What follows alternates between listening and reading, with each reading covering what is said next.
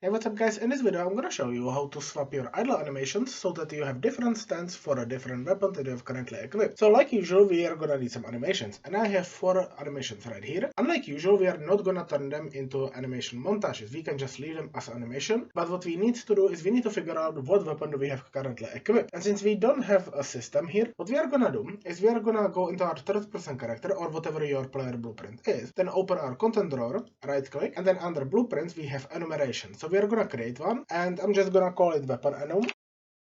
Then we are gonna open it. In here we are gonna click on add enumerator, and I'm gonna add as many as I'm gonna have different stances. So for me it's gonna be 4. Then I'm gonna name the first one as none, and then we're gonna rename the other ones based on the weapons that we have.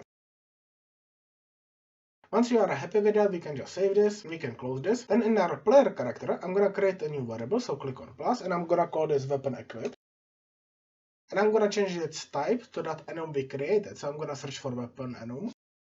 Then we can compile this. And what this does is basically it's gonna allow us to change the weapon equipped. When we click on this, we have the none, katana, greatsword as we have in the enum. Now you don't have to do this, but just so that we can test this out if it works properly, I have these 4 events here, and I'm gonna just set the weapon equipped in here.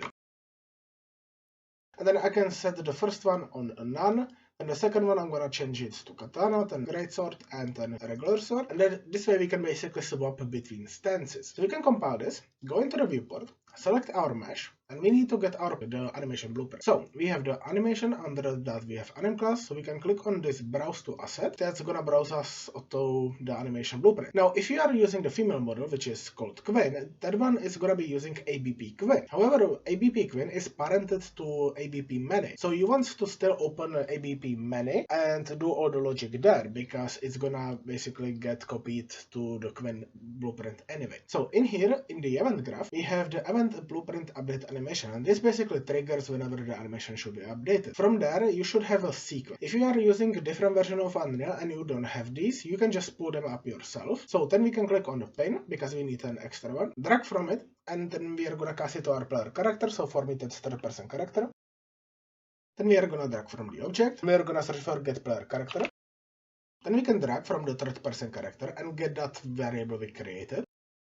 We're gonna drag from it and we're gonna promote it to variable. We can just leave the name as is, and then we'll plug that into the third person character. Then in here we can just compile this, save this, and we need to go into our idles. All you need to do is under graphs, we have the animation graph. So you click on the small arrow, and then you should have the locomotion. So you can double click it, that's gonna open the locomotion.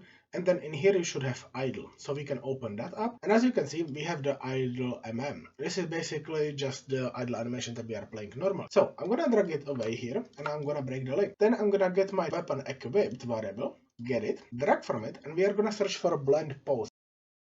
But as you can see, there's a lot of them. So the trick here is we need to search for the weapon enum that we created. And for me, that's all the way down here. Otherwise, you can just type it in and you can search for it. In here, as you can see, we only have the default pose. And that's because we need to right click it. And then under here, we have the add pin for elements. So we have the none, we have the katana, the greatsword, and the regular sword. Once you have those pins, you can just plug the output pose into the output. Now this regular animation idle, I'm gonna plug that into the default pose. Then I'm gonna get the content drawer, go into content, and this is where my animations are. Now you have to drag them in one by one, because if you are gonna try and tag all of them, as you can see, it's only gonna drag in one of them.